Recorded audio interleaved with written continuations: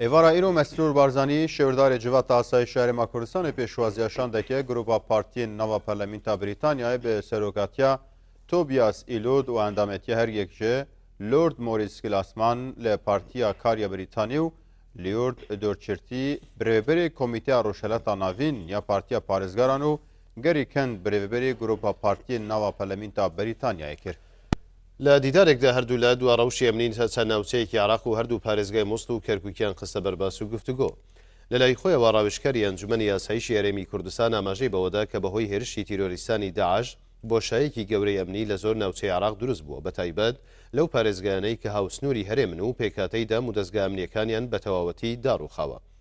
ڕاوێژکاری ئەنجومەنی یاساییش جەختی لەوە کردەوە کە گروپە تیرۆریستەکان تەنیا هەڕەشەنین بۆ سەر هەرێم و عراق بەڵکو هەڕەشەی گەورەن بۆ سەرتێکڕای وڵاتانی ڕۆژاوا و ڕۆژهەڵاتی ناوەڕاست بۆیە پێویستیمان بە پاڵپشتی کۆمەڵگەی نێودەوڵەتی هەیە بۆ ڕووبەڕووبوونەوەی تیرۆریزم بەڵام نابێت ئەم پاڵپشتیە لە قالبی دژایەتی پێکاتەکانی عراق یاخود لایەنگریکردنی لایەنێک دژ بە پێکاتەکانی دیکە بێت.